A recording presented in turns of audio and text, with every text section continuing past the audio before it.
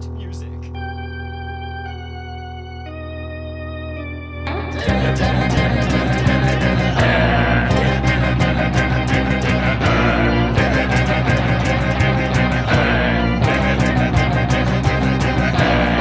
He's not a bat, he's a man who fights crime. And we're gonna watch him fight for a minute at a time. With John and Niall and a guest who doesn't rhyme. It's Bat Minute!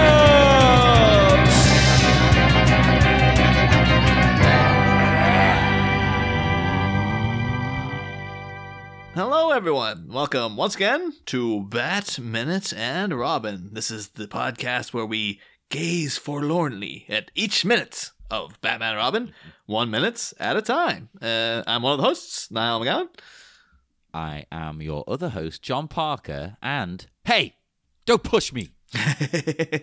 Don't push me right now, man. It's like some of the most active acting from Clooney in this movie.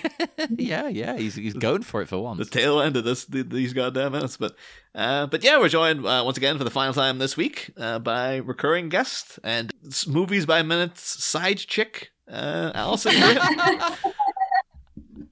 I apologize for any chewing sounds in this one. I'm eating some cold leftover beignets from last night because I'm starving. Oh. No, it's going to be controversial. It's going to be like Paul Scheer on Star Wars Minute all over again. Today, we're here to talk about minute 84 of Batman and Robin, which begins with a man in a bed, and it ends a minute later with two men leaving the homestead. But yeah, we've got a full-blown meanwhile at stately Wayne Manor shot here. Cuts back to Alfred, not looking so well. Most of this minute is just like Alfred in bed. I relate. So, oh yeah. Oh, you know that Bruce Wayne gives you a comfortable bed too. Like that's gonna be the silkiest of pajamas, and I was really jealous of like those sheets. Yeah. Oh man. Yeah. Although, well, I've never slept in silk sheets, right? Because I'm a peasant, but I can't imagine they're comfortable. I imagine you'd be, especially in a sexual context, wouldn't you just be slipping everywhere? They are slippery, yeah. I need a bit of grip. Yeah, so I've never slept in a waterbed. I can imagine it'd be the same thing. Like you're getting busy in a waterbed, it's going to be like all over the goddamn place. It'd be horrible. Were waterbeds as big of a thing there in the 90s as they were here? I feel like every one of my friends' parents had a waterbed, and then they just like disappeared. Definitely not in my circles. No, everyone had inflatable furniture. Yeah, no, there definitely wasn't like. It was one of the things from American media where like waterbeds are apparently a big thing now, but like over in Ireland, it was like not one person owns a waterbed over here. It was weird. They were weirdly ubiquitous. Like even with families who weren't like super rich that you'd think would have them, people just had them. That's mad. See, now I can imagine like on your own that might be nice to sleep on, but you don't want to be getting, as you say, you don't want to be getting busy on it. That'd be great. And also know they're not to sleep on. It'd be great if Alfred had one now. He's just in the background, like jiggling around the whole time. It's his therapy. It's just like why not? This like skeleton of a man just again thrust around by the. He's on one of those vibrating beds. You know, where you put the coin in. You can see him in the background sort of floating up and down. That bit when the doctor's like, all we can do is make him comfortable, just presses the button and you hear start to vibrate. I like the jacuzzi thing, like the hydro massage comes on. Oh, we're laughing, but it's a sad moment. Yeah, the doctor basically tells them, Barbara and Dick, it's bad news. Yeah. Alfred is not doing well. I was surprised to find out in the novelization, this doctor is like, he's only in this one bit, but he gave him a name. He's Dr. Simpson. Why wouldn't you? You've probably, you'd name it after your friend. Yeah. I think when Michael Jan Freeman was on, he said that the security guard in Arkham has a name in the novelization, and he did name it after his friend. So I was like, oh, there you go. But yeah, I was wondering if it was in reference, because, Bane obviously comes from the Nightfall saga in the comics. And there's a character in that, very minor side character called Dr. Simpsonlanders. Which is obviously because it was made in like 1993. Simpsonlanders, God. What was the biggest thing on American TV in '93? And yeah, he gets held. He's like it's one of those, like, he's like a bleeding heart liberal doctor who's going on about, like, we just need to, empathize with these supervillains and stuff. And he writes a book called I'm Sane and So Are You. And then, of course, the Riddler takes him hostage live on TV. And at the end of it, he's like, oh, God, execute them all. We got to get rid of these goddamn supervillains and stuff. And it's kind of supposed to be a play of, like, these damn liberals with their lofty ideals. They need to know that you just need to be hard with everybody. Just punish everyone under the sun.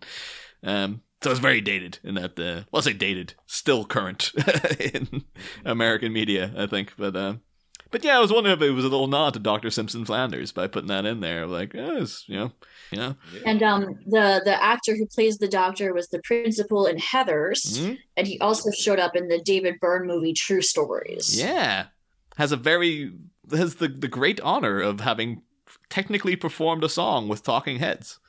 That's true. Yeah. Yeah. And he has great eyebrows in that movie. Just fantastic eyebrows.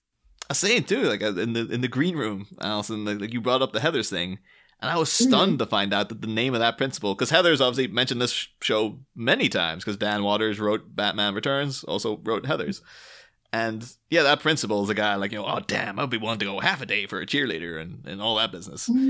His name is Principal Gowan. I was like, oh, I'm a massive fan of Heathers. I never knew that a character in it has the same last name as me, like nearly the same last name as me. This was a revelation. I was stunned by it. Well, is it the same as in Scotland? Does muck mean like son of? Yeah, essentially. So maybe I'm this guy. So technically the same name then. That could be. You could be Nigel McGowan in The Green Knight. Hey. I just gave you a free Twitter handle for 2 months ago when The Green Knight came out. You're welcome. It only just came out like last week over here, so there you go. I know. I feel bad because I pirated it, and then like 3 days later they were like, "It's finally coming out in the UK." I was like, "Oh." That was the first movie I saw in the theaters post-COVID. I still haven't been. I might make an exception for June. I'm going to have to see Dune in the theater. I'm not happy about it, but we're going to the BYOB theater. It was the first one I saw. Zola. That one came out recently. That was been, and then Candyman. Went to see a new Candyman in the cinema. That was a good time. My friend Brittany produced that. Oh, wow. Like, she got credit all to herself on the screen, because I was watching the left side of the screen, and Chris was like, holy shit, did your friend Brittany produce this? She works for Monkey Paw. Oh, wow. That's amazing. I'm so happy for her. Yeah, that's insane. That's absolutely. If we're ever doing a Candyman minute, I guess we got to connect now. So. I was going to say I can hook you up with her. Yeah. But in talking about like names been coincidental, the name of this actor is John Ingle. What? Yeah. I don't know if you know, Alyson, but within the Movies by a Minute community, one of the co-hosts of Alien Minute is a guy called John Ingle. Oh, really? Yeah, and he co-hosted that with Mitch Bryan, who was one of the writers for Batman the Animated Series, who was on this podcast several weeks ago. So, because he like created Bane, or one of the people who came up with the backstory and he wrote the episode of the animated series that brought in Bane. And was happy to pick it on, going like, "Oh yeah, we all hated Bane in the writers." Like, he was just entirely there because it was mandated by Warner Brothers to be like, "You have to put this guy's the biggest thing in the comics now. We have to put him in the show." So, and that's why he came on our podcast, because it was mandated by Warner Brothers. Yeah. The guy who played Bane in this apparently was very briefly in WCW, but never did anything, and he died like 2 years later because he looked like that and his heart exploded. Yeah, it's not a healthy look, let's be honest. I'm worried about Brian Cage. Oh, God. Oh, no, don't say that. I love Brian Cage so much. Oh. But yeah, this actor, John Ingle, he had a career, weirdly enough. Like, he was like, looking into him, was like, oh, so what's he all done? His acting career, like, he turned into like a professional screen actor quite late in his life. By 1985, he started getting screen roles. But prior to that, he taught English and theater at Beverly Hills High School. And so he taught various people such as Nick Cage, Albert Brooks, Brian Cage, Richard Dreyfuss, David Swimmer, Julie Kavner, voice of Marge Simpson there, obviously, Carrie Fisher, Nora Ephron, Gina Gershon, and Crispin Glover. That's a hell of a list. Yeah, and that school was also attended by both Roger Corman, who mentioned a lot there last minute, And Monica Lewinsky also went to Beverly Hills High School, apparently. Oh, yeah. I've not watched any of the new... I was all set for that, like, what are they called? Impeachment show. It's real good. I remember seeing the first episode got sniffy reviews, and I was all excited, and I got a bit deflated. So I was like, oh, maybe I'll wait to binge it when it's all done or whatever. But... I still like it. Ryan Murphy can't tell a story on his own. Like, he's so good when he's tethered to reality. Yeah. I love the shift in public perception of Monica, because if you remember in the 90s, it was like, oh, she's a gold digger. Look at her, this stupid woman. And now everybody's like, yeah, Monica, great. Yeah, we love you. I love that she had like a redemption like that. Yeah. I remember seeing Beanie Feldstein talking like in an interview when she was like, even when I was a teenager, the one person I wanted to play was Monica Lewinsky. I was like, really? Like, well, I mean, worked out, I guess. Yeah, but you know, back in the day, people hated her. Oh yeah. Yeah. And what did she do? Watch that too. Like, so many of the characters in the drama are people who are still making our lives hell. Like Kellyanne Conway's husband and Ann Coulter are big characters, and Matt Drudge. You're just like, oh, I hate these people so much. Oh God, it'd be infuriating for you then. But then, yeah, of course, on-screen roles. This guy played famously Principal Gowan in Heathers. Of course, people listen to our coverage of the '89 comic will know like the essentially cast Winona Ryder as Barbara Gordon in that comic. And the first like opening pages, she's in like the Remington party outfit from Heathers. So it's like, oh my God, it's more and more connections to that movie popping up year after year. But yeah, also he played Sarah's dad in all of the Land Before Time movies. So that's like that's what Chris said. He said, I'm just like scrolling through his IMDb and it's all Land Before Time movies. It's crazy how many of them came out, because I watched as a kid the first one of my favorite movies. Oh my God, I didn't even know they made 2, 3, 4, 5, 6, 7. 14 of them and a TV show. So, the thing is, I can't any Don Bluth stuff I can't watch now. It's too sad.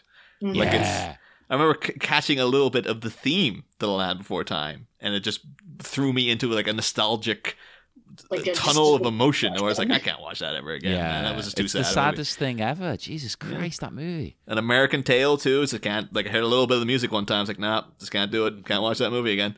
But I watched it about 1 million times when I was a kid. But it's like, no, not now. It's just cut off. It's in a box back in the 90s for me. Like, yeah. But yeah, so he came back every time to play Sarah the Triceratops' dad. He was also Robert Dunder, one of the founders of Dunder Mifflin in the US version of The Office. He was in The Drew Carey Show, which of course has Diedrich Bader, like one of the great Batman voice actors in it. And I think it was the last time we saw the Kilmer Mobile featured in an episode of The Drew Carey Show. I think we talked about it last year. He's in an episode of Animaniacs.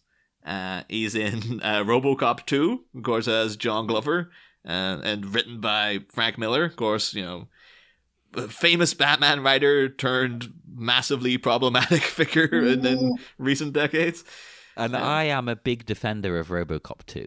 I know people seem to hate it now, but it's like, I like how incredibly dark it is. I think it's the tides. I think people hated it for a long time, but now it is like people are like, you know what, it's not that bad. RoboCop 2. I want crazy dark RoboCop where there's a child gang leading drug dealer. And he's in something very annoyingly titled 14 going on 30. And it's like, you're there. It's just 13 going on 30.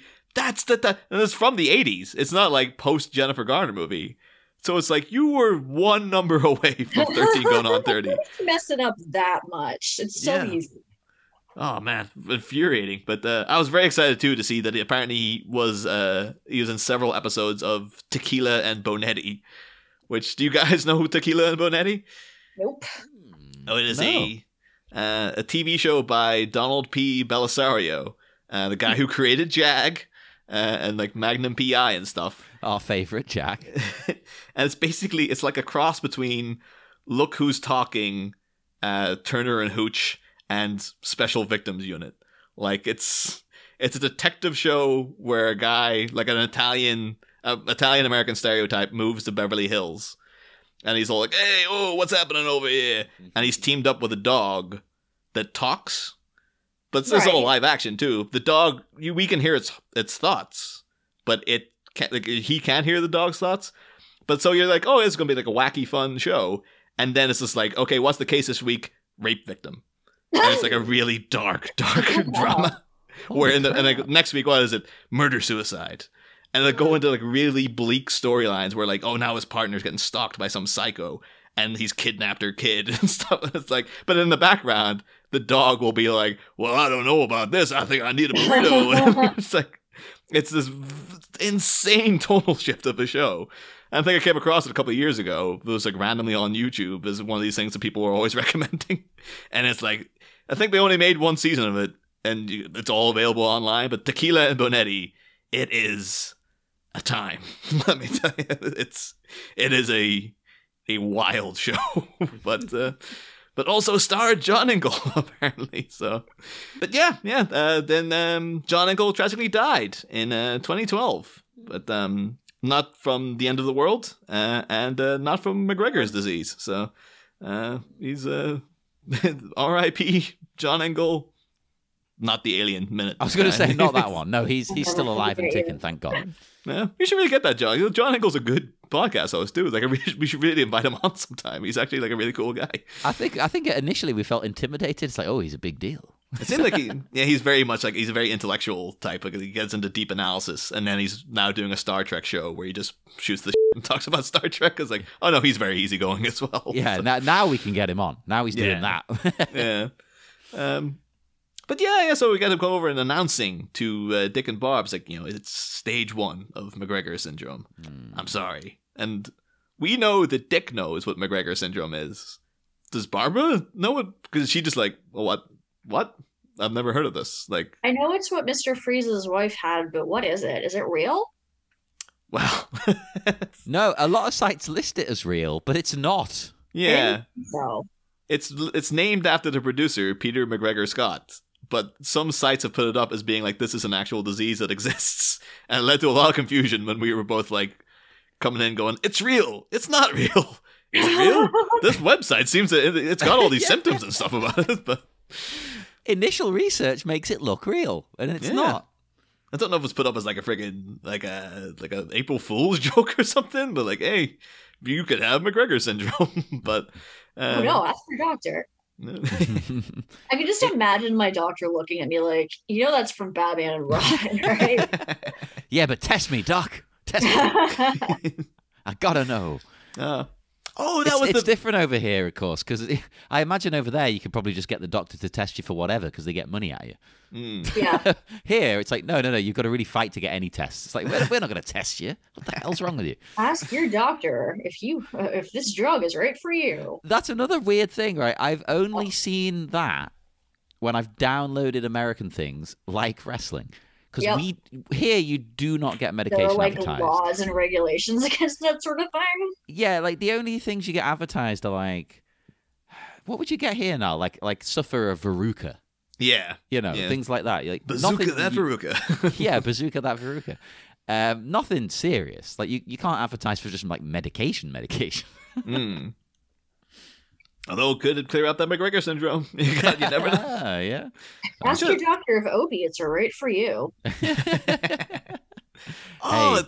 One thing I forgot. It's not to backtrack too much, but the big thing I forgot to mention about John Ingle. Apparently, his biggest role that he was like actually properly massively famous for was he was on General Hospital for like years and years.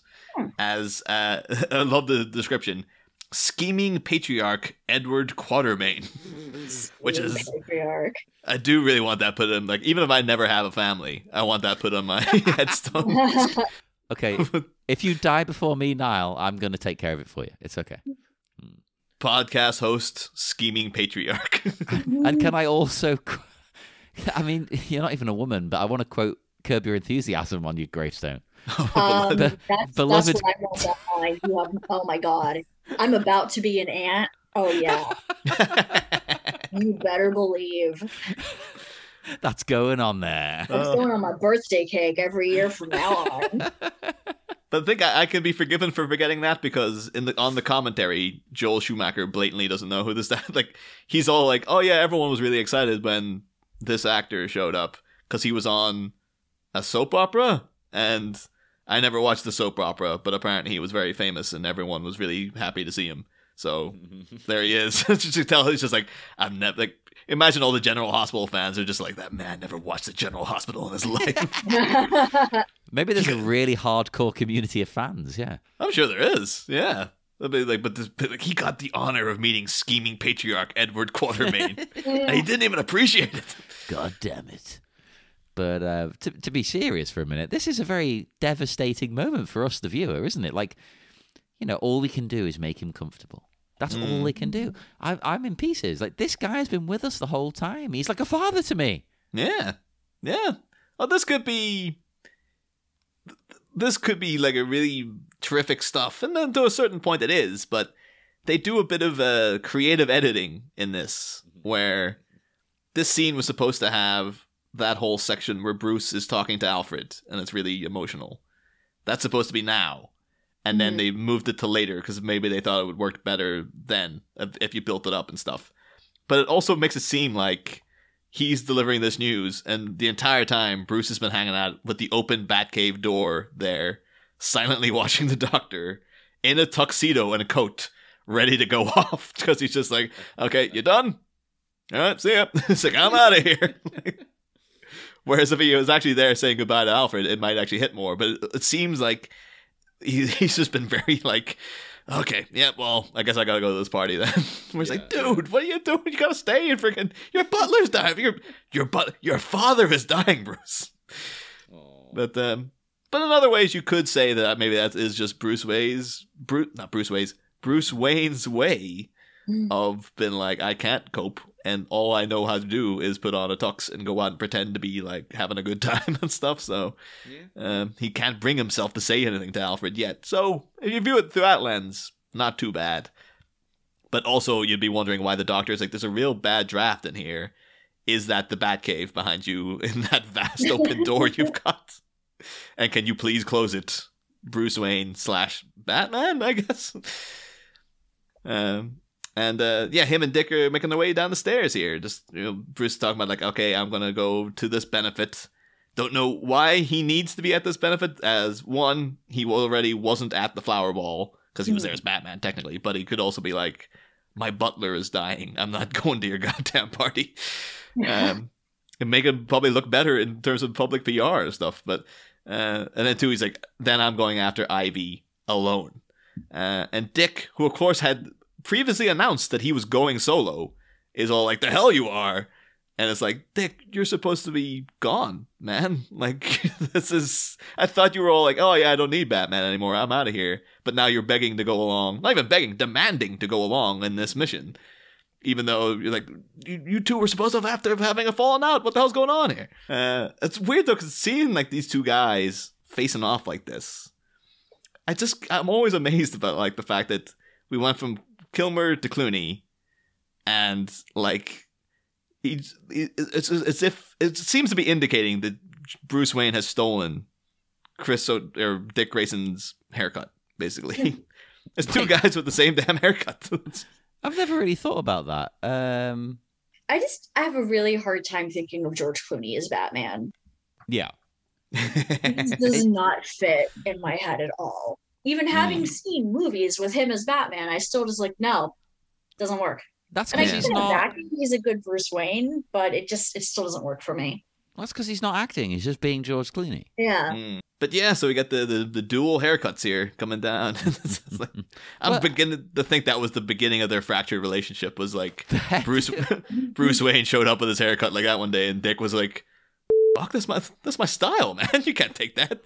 He had the earring too. He's like, what? Oh, my hair was always like this. I just grew it out when I met you. I was always looking like this. I don't know what your problem is. I had my ear pierced when you were still a glint in your daddy's eye. That's when Chase Meridian realized how attracted to Dick Grayson like she was. Bruce was like, I can win her back by getting the haircut that way and stuff.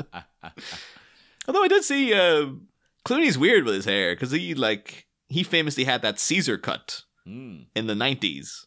apparently that was made for From Dusk Till Dawn. He wanted his hair to look really crazy, so he got it done in this like really old fashioned, like, oh yeah, it's like the Caesar haircut from way back when. That'll look nuts. And then everybody loved it, and it became like a fashion staple for a couple of years.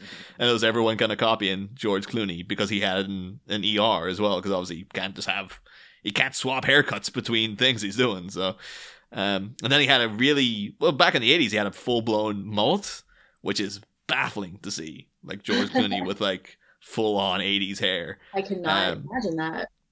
There's a picture of him from like 98 where he has like bleach blonde spiked hair.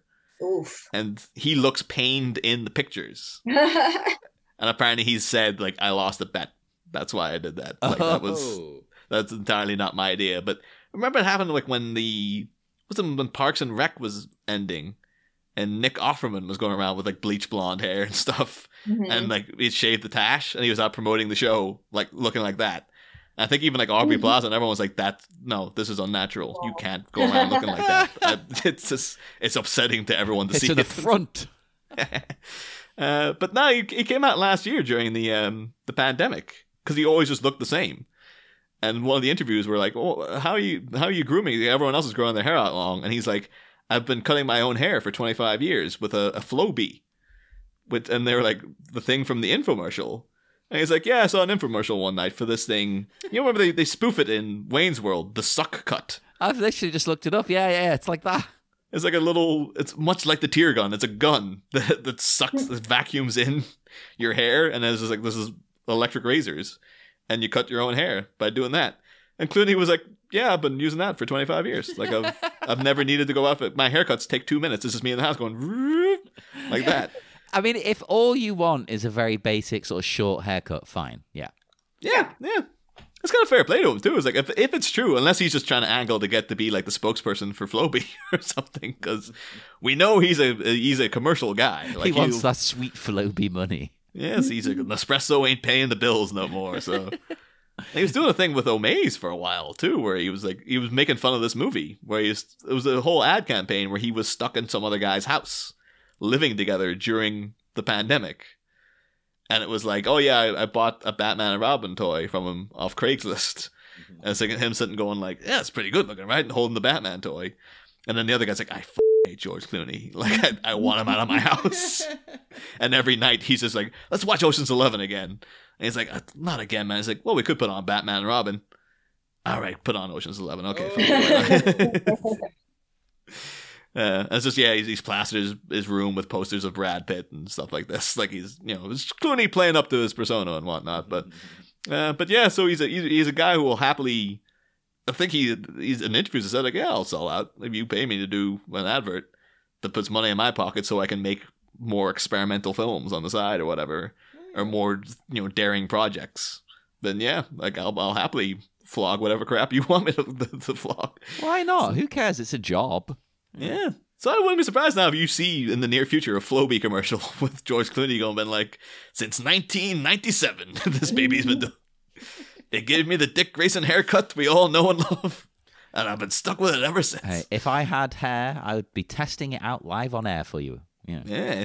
That is the major benefit of going bald, is like never have to worry about it. You just like every day, like every week, like, yeah, just shave the head. Yeah, I shave my husband's head once a week. Yeah. Yep. No. You never tempted yourself, Alyson? Just get rid of all of it. Just get it all done. You never have to worry about it again. I've shaved my head a couple times when I was in college. Yeah, it's amazing. You save so much money on shampoo and so much time. I highly recommend doing it. Yeah. It is amazing. Like I used to spend a lot of money getting my hair, because I'd get weird hairdos as well, Yeah. And I'm very sad to lose my hair, but the amount of money and time it saves, it is quite nice. Oh, yeah. I can get ready. I can get in and out of that shower in 5 minutes. It takes me so long to dry my hair. Yeah. But yeah, so yeah, we got these two guys descending the steps here. And once again, Dick Grayson and Bruce Wayne having a fight. We've never thought we'd see it in these movies, but spoiler, that's all they can do with these guys. That's unheard of. Most unorthodox, but sexual tension is just unreal. But yeah, like, does anyone have any more notes for minute 84? Not particularly. No, I think we've pretty much hit on everything other than, we're getting hope. I think this scene is about giving us hope. Yeah. It's pointing out that, Freeze has indeed already cured something. Cured somebody at this exact stage of the condition. So as the viewer, we're thinking, oh, brilliant, there's a chance. That's so strange to me, though, because it's like he specifies saying, like, oh, we know he did cure the condition, and he just didn't say how. And it's like, if Mr. Freeze was looking for funding to continue his research into Nora, surely documenting your research, proving it works, and going to investors or whoever you get the money from and going, here is how I did it. Here's all the work. Here's the science about how I'm going to proceed. Please give me money. Would be stage one of that.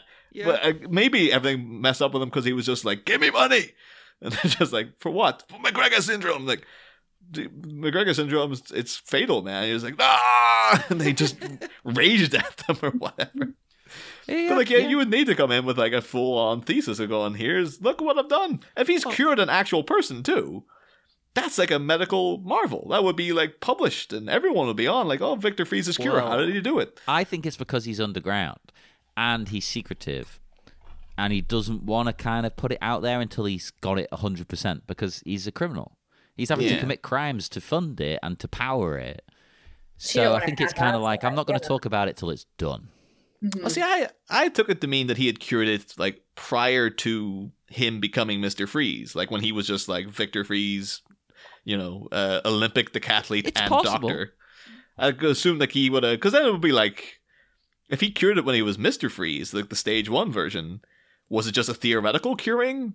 But I don't think you can do that. You'd have to have a test subject. So did he have like, did he like abduct someone and cure them of their MacGregor syndrome? Or like, that's a movie right there. Like that seems like that's like a Split scenario or something where it's just been held hostage by like this Iceman. I'd like that, because I was thinking he just cured it in like a kind of laboratory setting, like in a test tube in a petri dish. Yeah, I guess he could have cured it in mice and stuff, but then I don't think they would count it as having been cured in humans until you've actually cured it in a human. Yeah, but who is counting it? He hasn't presented it to the scientific community. Maybe he's counting it because he's insane. At the end, but it's like, oh yeah, here's your cure. It's like Alfred's he's dead. It's like, oh, I guess that was all in theory. I'd never tried it out in anybody. Well, that's the thing. That's what this bit makes us think, isn't it? Is like, okay, they're talking about he's cured it in the first stages. Great, perfect. They can get Freeze, and they can say, look, we want to help you. Can you help us? That's where we think this is going, as the viewer. Spoiler alert, it might not be going that way. Yeah. But that's all talk for another minute, I think. But yeah, Alyson, because Batman and Robin is so reviled by many people as one of the worst movies ever made, we are asking the guests what they think the worst movie they've ever seen is, and I know that you are chomping at the bit to... I watched the worst movie I've ever seen last week. It is the 1991 Dan Aykroyd movie, Nothing But Trouble. Oh, okay. I don't know if I've seen it. Don't. Well, I know you've seen it, John, because I watched it with you. Did you? Yeah, like one night was around your place. Like, was a long time ago, but we definitely did watch it together. I was probably drunk and not watching it. Like, it made me feel the same way James Corden and Cats did. Like, I need a vat of acid to dissolve myself in. Right, explain the basic premise of this so I can see if I do remember it. A guy and a woman are like, he's driving her to New Jersey or something for plot reasons which never come up again. And they get pulled over for speeding in this really small town and taken to the judge's house. And it's Dan Aykroyd in like the worst prosthetics ever. And his nose just looks like a penis. That sounds familiar. I think you're burying the lead a bit too, Alison. The guy and the girl is Chevy Chase and Demi Moore. I don't remember that at all. What the I forgot it was Chevy Chase. Yeah. They get pulled over by the cop is John Candy. Yeah, John Candy. And John Candy in a dual role because he also plays the magistrate's daughter. Yeah. And then Dan Aykroyd, he plays a couple parts too, because the worst part of the movie, it is dreadful. Like, it is appalling. I know one of our frequent guests, Sean German, massive defender of Nothing But Trouble. Oh no. But potentially the sole defender in the universe of Nothing But Trouble.